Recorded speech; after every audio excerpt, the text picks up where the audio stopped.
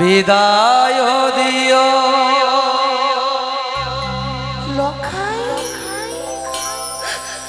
ও জননী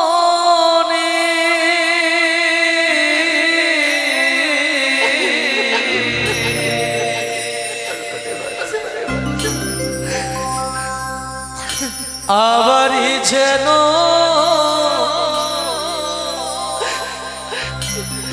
ফিরে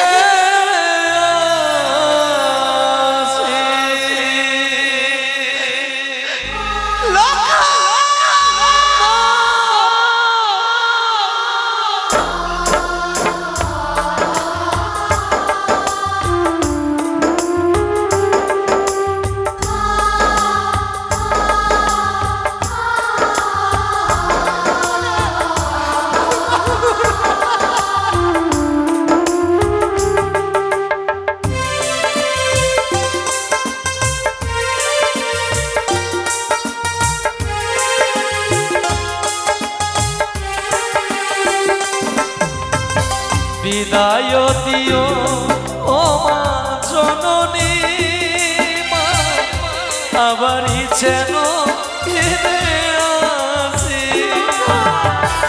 বিদায় দিও ও মা জননী মা আবারই যেন ফিরে আসি বিয়ে করতে যাব মা ও জানি নগরে বিয়ে করতে যাব মা ও জানি নগরে আশীর্বাদ করো গো মা জননী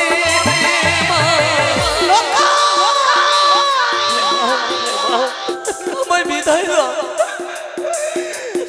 আবারই যেন ফিরে আসি মা আবারই যেন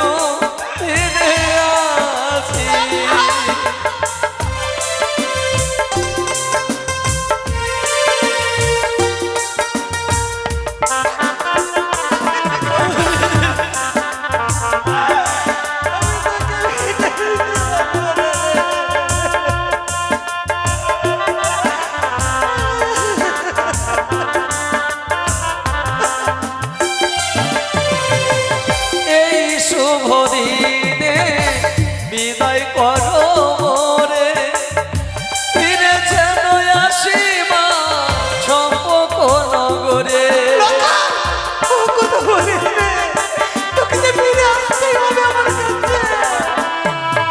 এই শুভ দিনে বিদায় দাও গো মোরে ফিরে যেন আসি মা চম্পক নগরে বিয়ে করতে যাব মা ও জানি নগরে বিয়ে করতে যাব মা ও জানি নগরে আশীর্বাদ করো মা গো জননী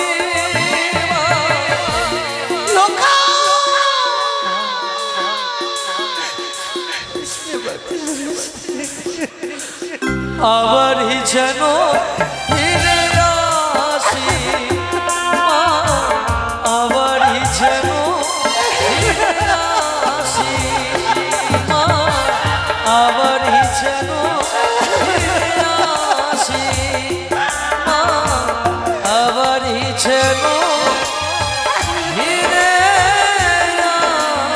আসি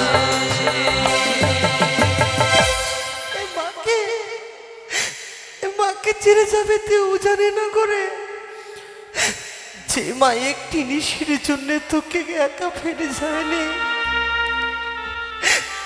পৃথিবীর সকল শক্তি থেকে আমি তোকে সকল বিপদ থেকে আমি অঞ্চলে লুকিয়ে রাখতাম যেন আমার লখাইকে কেউ না কুদৃষ্টিতে দেখে সে লখাই নাকি আজকে আমার ছেড়ে চলে যাবে আমি পারবো না লখাই আমি মা হয়ে তোকে কি করে বিদায় দেব লখাই আমি কেমন করে মা বিদায় দেব রে।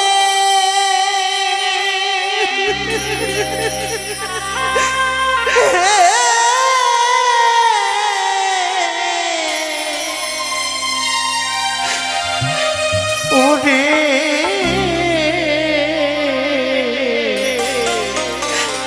লক্ষ্মী মা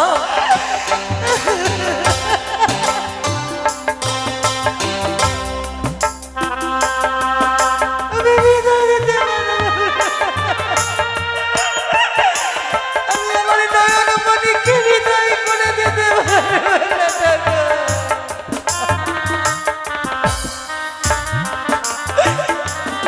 আমি কেমন করে বিদায় দেব রে। ওরে লক্ষ্মীন্দর। মা আমি পারবো না।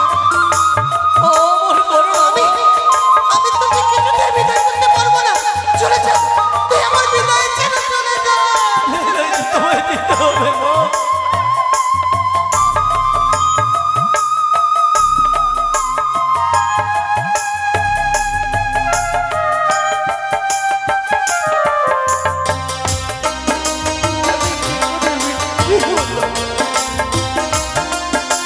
আমি কি করে তোকে বিদায় দেবো রে?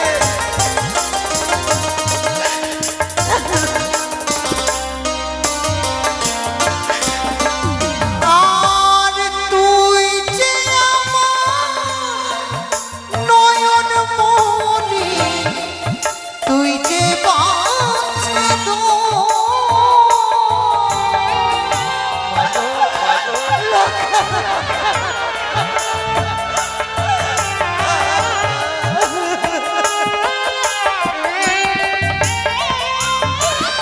আর তুই যে আমার নয়নমণি, বাঁচা জাদুধর।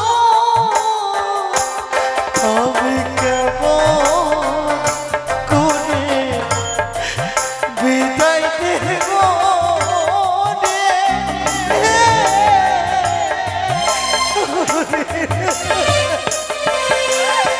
আমি পারবো না। আমি কিছুতেই পারবো না।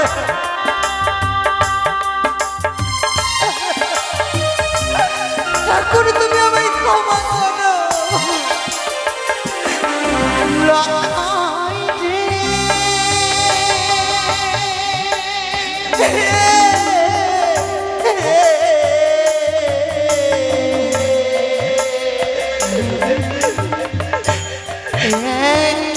একে ছয় পুত্র ভাসালাম গঙ্গার জলে।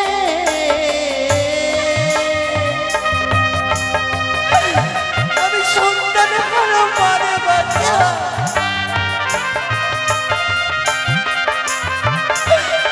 আর অবশেষে পেলাম তোরে আমার বুকের ধন।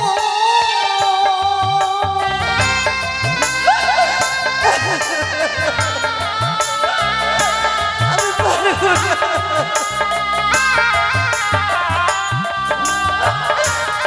আমি কেমন করে বিদায় দেব রে।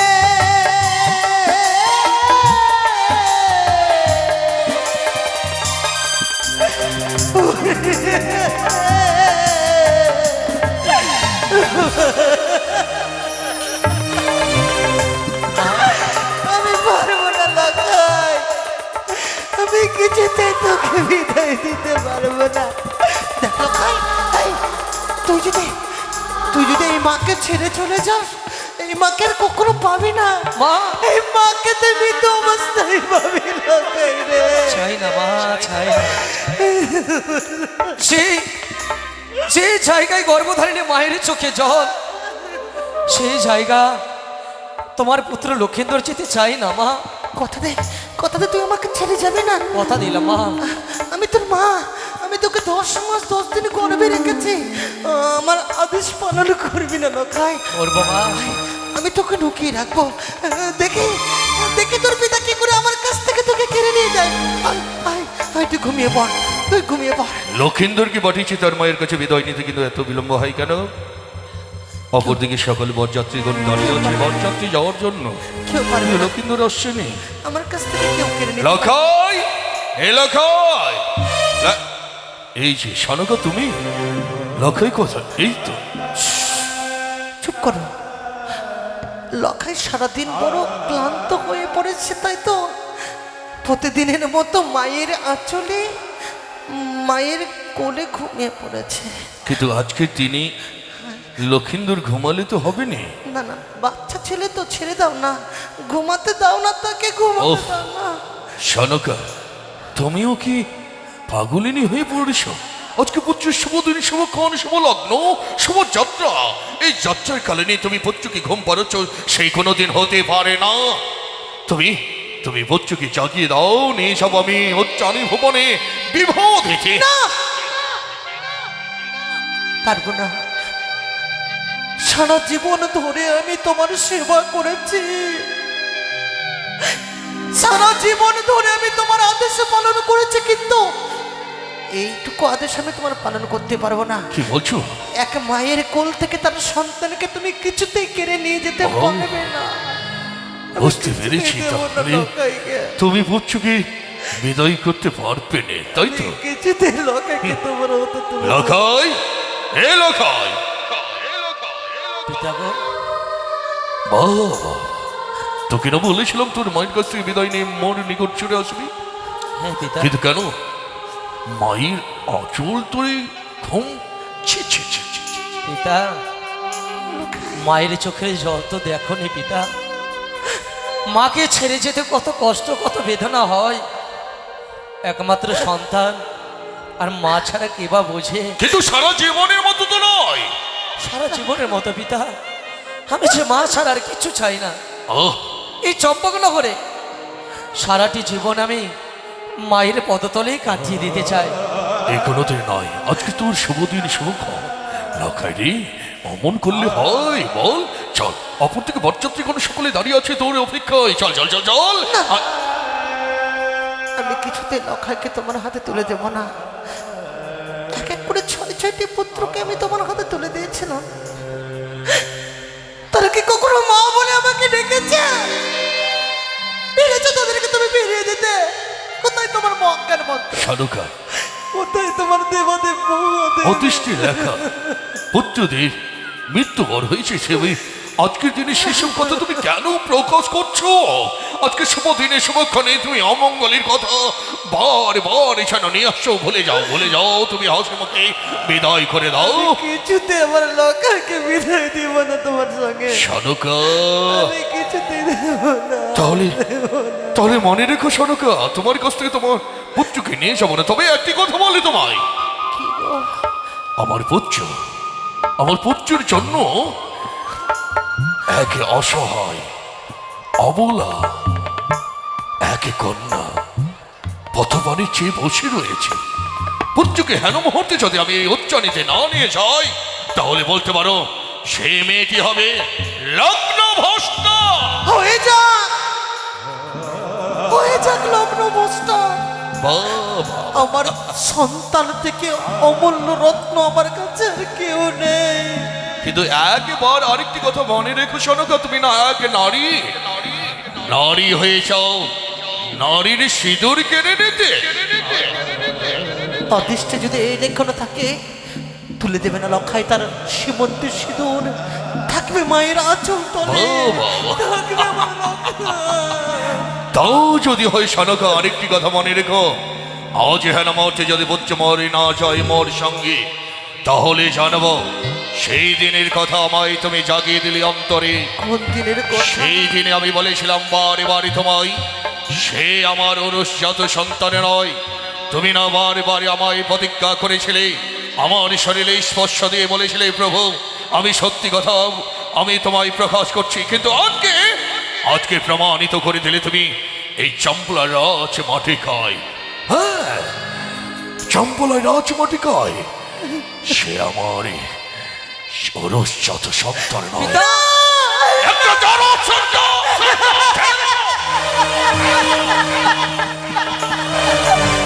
ও কথা বলো না, ও কথা বলো না। আমাকে যতই মন্দ বলো না কেন, আমার সন্তানকে তুমি জানো সন্তান বলো না। তাও যদি হয়ে থাকে তাহলে কেন কেন তুমি ভয় করো পিতার সম্মুখে পাঠাতে বলো?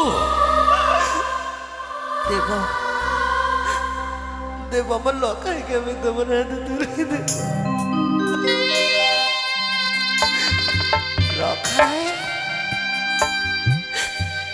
মা লকাই রে, ছোটবেলা যখন পিতাকে দেখে ভয় পেতে, ওদূর থেকে গুটি গুটি পায়ে মায়ের আঁচলে এসে লুকিয়ে পড়তে, কিন্তু দেখ বাচ্চা, তোর মায়ের যে আঁচল বড় ছোট হয়ে গেছে রে। মা, সন্তানের কাছে মায়ের আঁচল কোনোদিন ছোট হয় না মা। তোকে যে লুকিয়ে রাখার মতো আমার অঞ্চলে জায়গা নেই। ছিল মা, ছিল, কিন্তু সেই জায়গা আমি নিজে ছেড়ে যাচ্ছি মা। ও কথা বলিস রে, মা গো, ছেড়ে যাচ্ছি নয়, পিতার জন্য আমি যাচ্ছি না সেই ওজানি না করে। যেই কলঙ্কের দাগ লেগেছে তোমার মুখমণ্ডলে, সেই কলঙ্কের দাগ মুছে দিতে আমি পিতার আদেশ পালন করব সেই উজানি নগরের রাজপ্রাসাদে। স্বামী, কিছু বলবি? ক্ষণের জন্য আমি নিজেকে স্বার্থপরে ভেবে বিস্মরণ হয়ে গেছিলাম যে আমার বোধমাতা আমার লক্ষ্যের অপেক্ষায় উজানিতে রয়েছে। আমি বড় অপরাধ করেছিলাম, তাই সেই অপরাধের প্রায়শ্চিত করতে আমার একমাত্র অমূল্য রত্ন লকাইকে তোমার হাতে তুলে দিচ্ছি। কিন্তু কিন্তু কথা দাও, কি? লখাইকে সর্বদাই তুমি তোমার নয়নের আড়ালে রাখবে। আমি কথা দিই, লখাইয়ের যদি কোনো বিপদ আসে, তুমি পিতৃ নয়, স্নেহ নয়, মাতৃ স্নেহে তাকে আদরে সান্ত্বনা দেবে। আমি পক্ষে ধারণ করব। হ্যাঁ, তুমি নিশ্চিন্ত থাকো শোনক। কথা দাও, আমার পুত্র এবং পুত্রকে বধূকে তুমি আমার হস্তে তুলে দেবে নিশি প্রভাত হতে না। আমি কথা দিলাম। হ্যাঁ, এসো এসো পুত্র। কারণ আমি লখাইকে এসো। একটু দুধ ছুঁয়ে আমি তাকে মিষ্টি খাবিয়ে বরণ করে আমি তাকে বিদায় করি। তাই হবে, তাই করো। মিষ্টি আছে, মিষ্টি একটু দুধ নিয়ে এসো। দুধ হবে? আছে?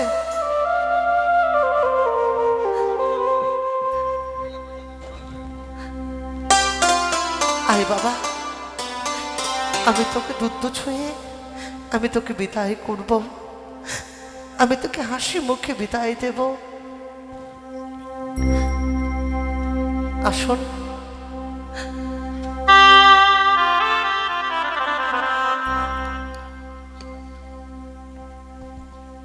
আচ্ছা থাক, পরে খাবিয়ে দিবে। বেশ বাচ্চা, আমি দুধ পান করিয়েছি। উচ্চামিতি স্বামী গো, খাবে।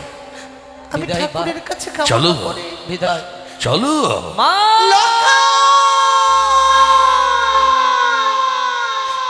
চলে গেল লখাই উজানি নগরে বিবাহ করতে। ভগবান, সারা জীবন আমি তোমার চরণে পুজো করেছি, শুধু আমার এই রাজ্য, আমার পরিবার, আমার সন্তানের মঙ্গল কামনার্থে। তাই তুমি আমার সন্তানকে রক্ষে করো ঠাকুর, আমার সন্তানকে সকলে বিপদ হইতে রক্ষা করো। কতই বর্জতীয়